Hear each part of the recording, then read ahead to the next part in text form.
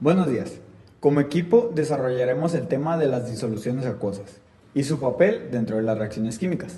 Para iniciar es importante comprender qué es una disolución acuosa y por qué este tipo de medio es tan utilizado en la química. Una disolución acuosa es una mezcla homogénea donde el agua actúa como disolvente. El soluto, ya sea un compuesto iónico, molecular o incluso gas, se dispersa completamente en el agua. Este proceso de dispersión es posible gracias a las propiedades únicas del agua, su elevada polaridad, su geometría angular y la capacidad para formar puentes de hidrógeno permiten que el agua interactúe eficazmente con diversas sustancias, separándolas en partículas individuales. Cuando un compuesto iónico entra en contacto con el agua, ocurre la disociación. Los cationes y aniones se separan y quedan rodeados por moléculas de agua, lo que se conoce como hidratación. Este fenómeno es relevante porque permite que los iones se muevan libremente en la solución, facilitando las reacciones químicas. Un ejemplo sencillo sería el cloruro de sodio.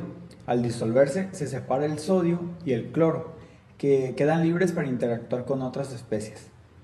Las disoluciones acuosas son fundamentales porque incrementan la movilidad de las especies químicas, lo que aumenta la probabilidad de colisiones efectivas y aceleran las reacciones.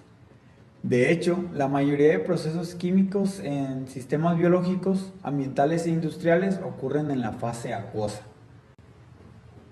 Ya habiendo entendido este fundamento, podemos avanzar hacia la clasificación de las reacciones químicas que se lleva a cabo en el medio. Para ello, cedo la palabra a mi compañero, quien desarrollará los tipos de reacciones que ocurren en las disoluciones acuosas. Una vez comprendidos los conceptos bases de las disoluciones acuosas, podemos analizar los tipos de reacciones que se presentan en este medio. Las soluciones acuosas permiten que los iones se encuentren en movimiento constante, lo que facilita que reaccionen de manera eficiente. El primer tipo de reacción que encontraremos es la reacción de precipitados. Esta ocurre cuando dos soluciones que tienen iones distintos se mezclan y forman un sólido insoluble, llamándolo precipitado. Este precipitado se observa como una nube o un sólido que se deposita en el fondo del recipiente. Un ejemplo representativo es la reacción entre nitrato de plata y cloruro de sodio, donde se forma un precipitado blanco de cloruro de plata. Otra reacción común en disolución acuosa es la reacción ácido-base.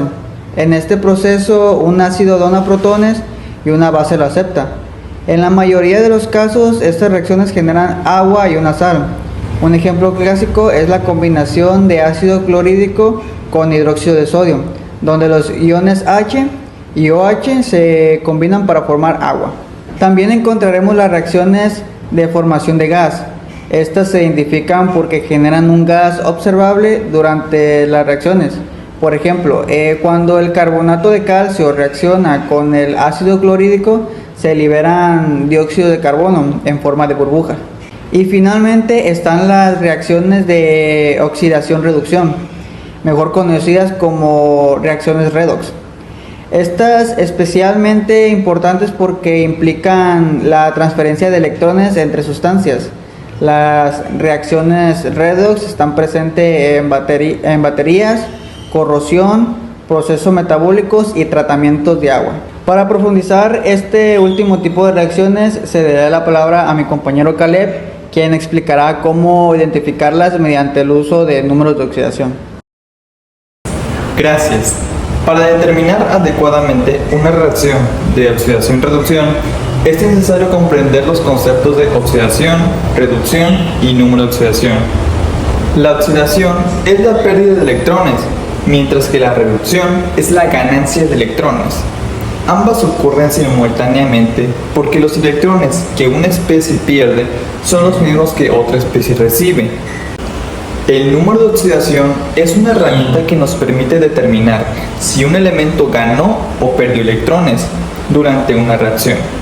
Las reglas para asignarlos incluyen, por ejemplo, que el oxígeno normalmente tiene un número de oxidación de -2, el hidrógeno suele ser +1 y cualquier elemento en su forma elemental tiene un número de oxidación 0.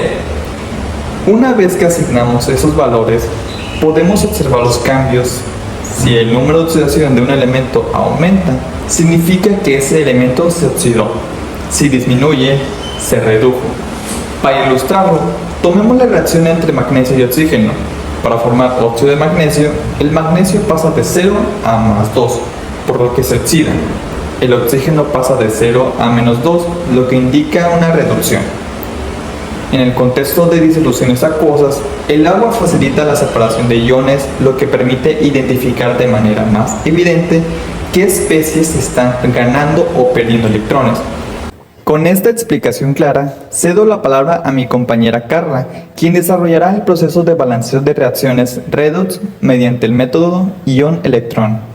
Bueno, ahora yo les hablaré de qué es el método ion-electrón. El método ion-electrón es una forma de balancear reacciones de óxido-reducción dividiéndolas en dos procesos, oxidación y reducción. Sirve para equilibrar materia y carga y se usa sobre todo en soluciones acuosas, ya sea el medio ácido o básico, porque esto permite identificar cómo los iones intercambian los electrones. Ahora seguiré con los pasos generales.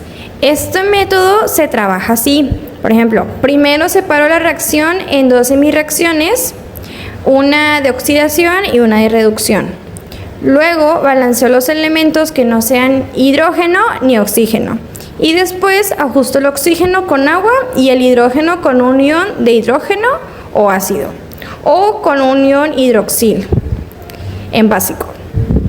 Luego equilibro la carga agregando electrones y al final pues igualo la cantidad de electrones en ambas semirreacciones y la sumo para obtener la ecuación final. Voy a balancear esta reacción usando el método ion-electrón. Primero la voy a separar en dos semirreacciones porque una es oxidación y la otra es reducción.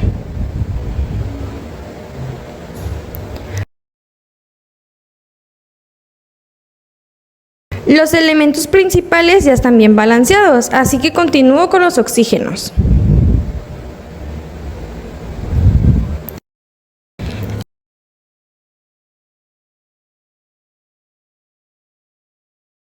Ahora balanceo los hidrógenos agregando 8 iones de hidrógeno del lado izquierdo.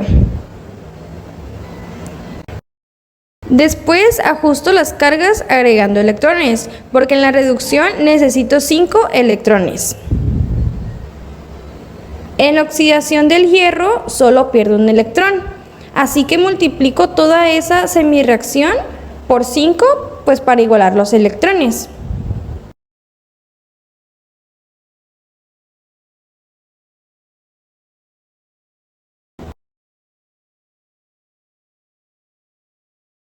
Como ambas tienen 5 electrones, pues los voy a cancelar. Y ahora sí, sumo todo para obtener la reacción final.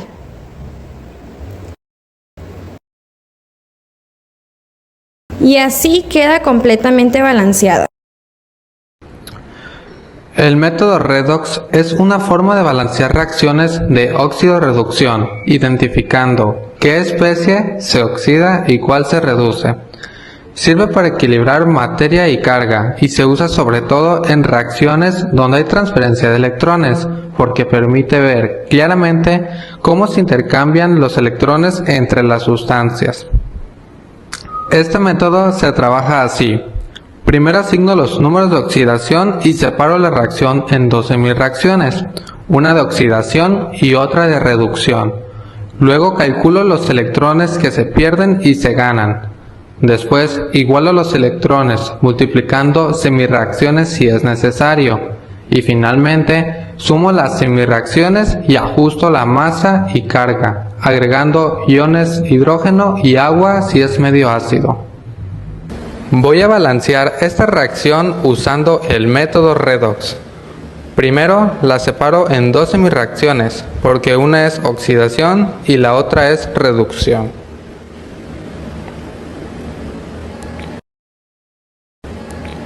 Los elementos principales ya están bien balanceados, así que continúo con los oxígenos.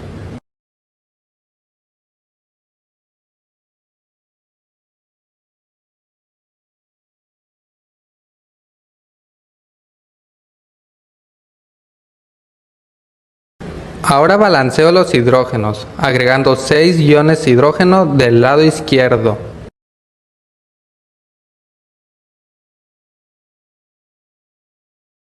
En la oxidación, el cobre solo pierde 2 electrones, así que multiplico toda esa semirreacción por 3 para igualar los electrones.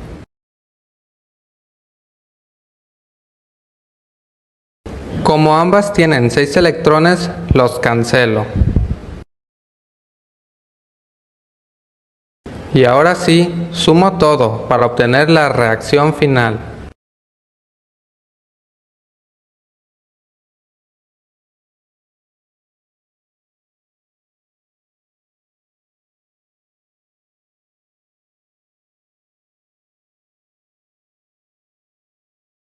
Y así queda completamente balanceada. En esta parte del video vamos a desarrollar la estequiometría en disoluciones acuosas, un tema clave porque la mayoría de las reacciones químicas reales se hacen en agua.